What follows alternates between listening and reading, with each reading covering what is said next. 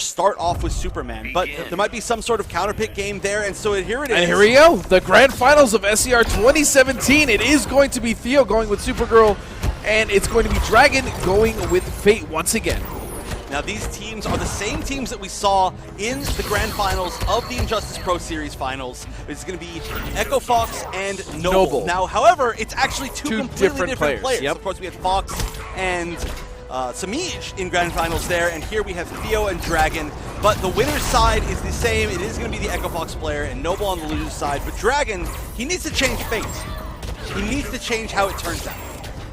I see what you did, and you are so proud. Oh, what? 4-2ing underneath Supergirl. Oh, and a good check with the down one. Nice. That was a really good read on the fireball coming out of Fate. Teleport to punish.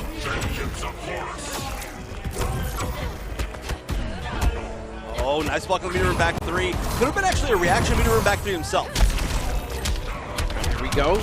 Good damage, a little bit of corner carry. Goes for the mix-up, delayed wake-up, but raw laser. Catching him disrespecting the string. Oh, that's going to be a punish. Wow, actually such a fast punish that it caught Supergirl out of the air. That teleport's going to be guaranteed, almost guaranteed tip. Dragon could have avoided on a read, but it wasn't going to be easy. Dragon doing a fine job of just fighting this back to the corner there.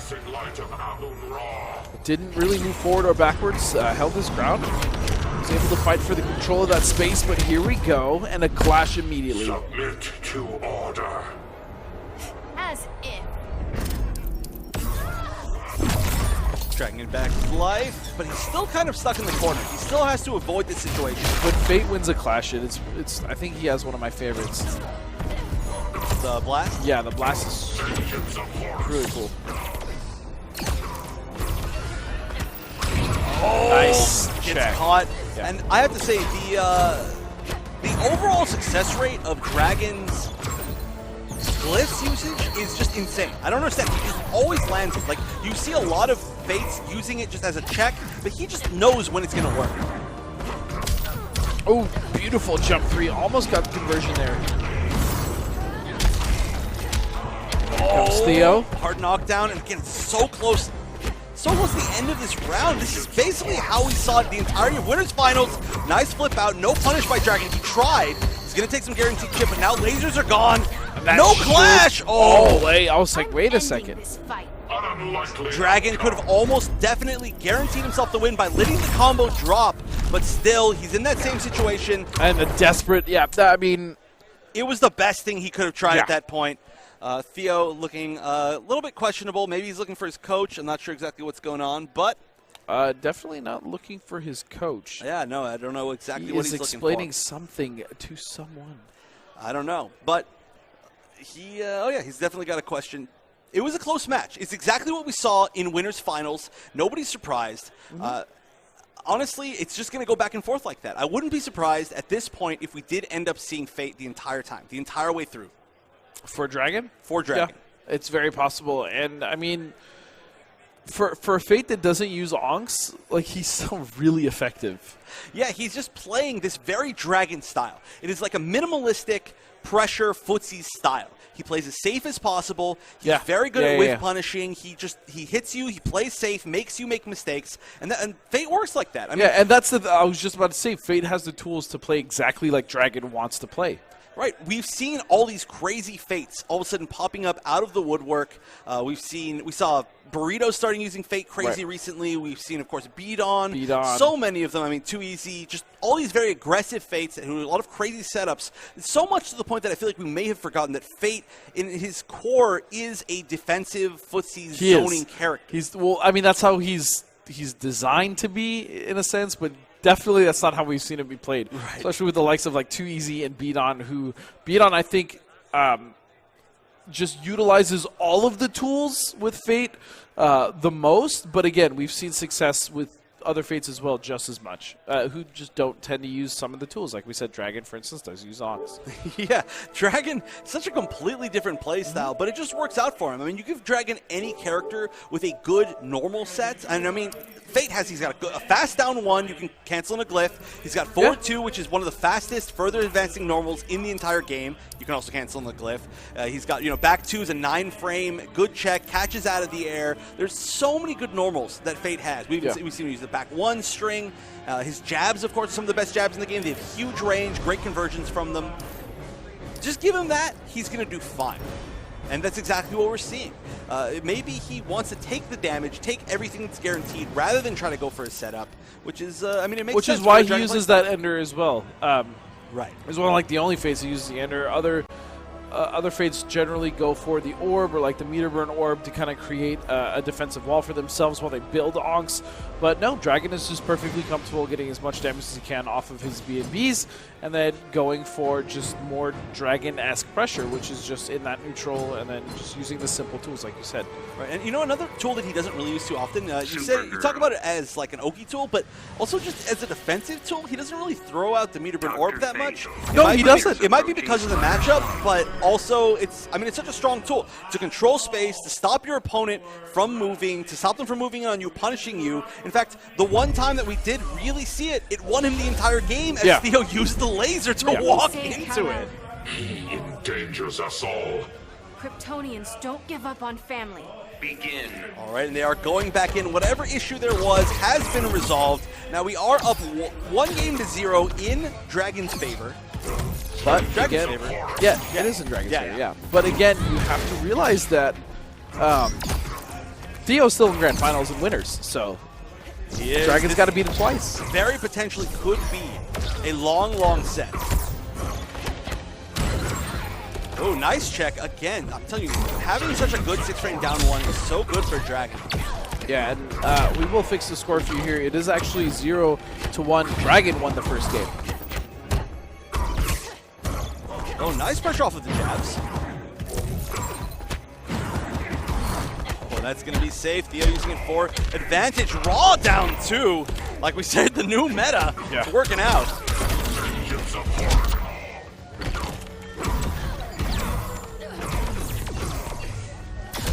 Oh, nice. I love those air lasers. Those air lasers are extremely good against Fate. They're going to get a lot of guaranteed chip. The only downside is that you've got to be in a range where you don't also give Fate his own guaranteed chip. Right. Okay, and corner pressure coming out for Theo.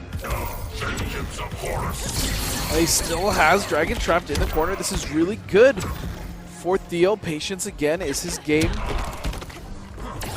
Oh, good air-to-air. Wow, he needs to get rid of this life heart. There it is. Now, luckily, Supergirl, one of the best characters in the entire game, maybe next to Scarecrow. Scarecrow and Adam, yeah. Yeah, that's true. Both of those at closing out the match. I mean, she's got teleport, she's got lasers, which are so hard to avoid. They just travel instantly. Yeah, and if she has fully traded laser, you really almost just no way to avoid it. Yeah. You have to either have some sort of really good air mobility or teleport. Otherwise, you are essentially going to jump into it. It's going to anti-tire you. Not a lot of good ways to get past it. Wow, and you're getting impatient and jumping a lot now. Nice stagger pressure. Oh, again, another delayed wake up, and that has saved Dragon the trouble of blocking that mix up multiple times now, and a beautiful air to air. All right, Dragon doesn't have a clash. This mix up, next mix up could kill. And there it is again.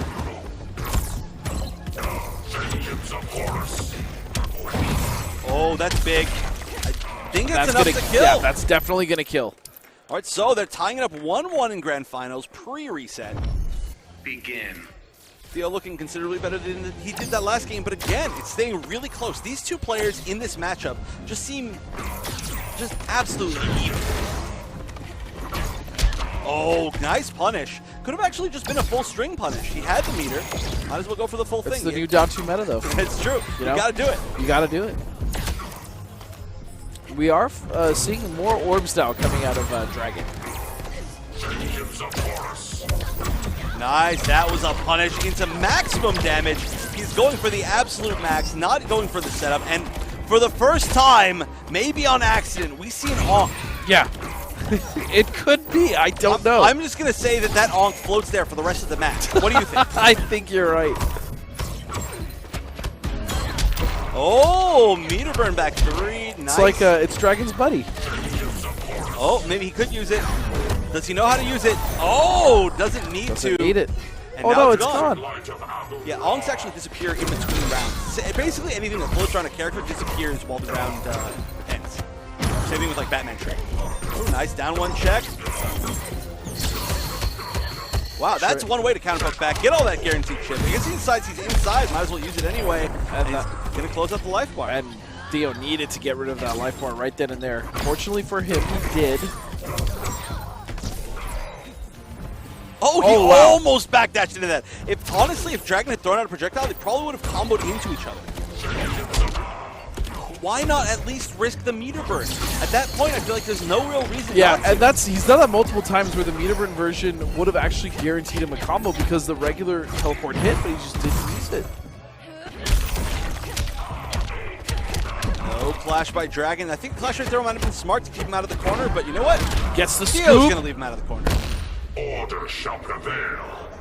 Go ahead, underestimate me.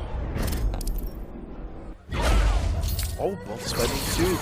Oh, and that was so fortunate for Dragon. The fact that trade got rid of Theo's fully traded laser coming out. And I don't know if Theo's going to get a chance to clash now, but but he may not need to. one more mix-up. One more mix-up on either side. It's going to come down to probably one read. The delayed wake-up worked. That's not enough. It's not enough. Oh, but the teleport is Theo. 2-1. And Dragon actually did anticipate that teleport. You saw the forward dash, but the forward dash, I think, was supposed to be a back dash. He was a little bit too preemptive. It's very hard to react to the actual teleport and land the back dash. He tried it, didn't quite work out for him. He did know it was coming, though. And, of course, on top of that, Fate's dash is not the best in the game. And he is sticking it out with Fate. He is. That means he's putting his entire tournament life on the line with Fate. He's already lost within the first set that he used him, and the big fear here is that even if he wins this match, which is not looking great for him so far, he has the fear of being counterpicked again by Superman. Wow, the trade. Look how good. I mean, her down 2 is amazing, but look how good that jump 3 is from The jump 3 is very, very good. And yeah, you're right. I mean, that's exactly what we saw in the first set, where Theo was able, because it was tied 2-2, to go to Superman in the very last game, and we may see that here as well. But even still, I gotta say, Dragon, his Fate has still been looking strong, and he's been taking Theo to the very last few life points. But will he This be able game, to do that though, this is time? looking That's the very question. much different, yeah. I think Theo kind of smells the blood in the water right now. Yeah, and again, we've been talking about this, but I don't understand what the idea behind picking Fate for this matchup is. I mean, obviously Black Adam can handle Supergirl, he can handle Superman. There's no real fear there. But Fate, a character who's generally based on zoning to really get everything of his started, going up against a character who is generally extremely good at counter zoning is a very questionable choice. Oh, and a beautiful chase in on the EM's breath. And gets a grab as well. This is looking pretty grim. Theo Dragon just needs about 50% more life if he wants to win this entire Oh, and that's tournament. unfortunate that it hit for Dragon. He is going to get the life bar, but now only 506 hit points away. There are Theo is from winning. thousands of dollars on the line here, and Theo just needs to make one more mix-up, or maybe just even try to chip out with zoning to prevent Dragon from avoiding death with the clash. Oh, no. Interactable's going to put him 65 hit into points. Is this it? Theo so close. Backdash. The backdash working out for the first time. All Theo needs is one more hit, but Teleport. This is a punish. Don't underestimate me. I have seen worse. I don't know how many more teleports he can block and survive. I don't even know if it's one. Actually, I think maybe just one. And there it is! Theo is your SCR 2017 Injustice 2 champion. Wearing the wrong socks. Those should be Supergirl socks. They're as close as he's going to get.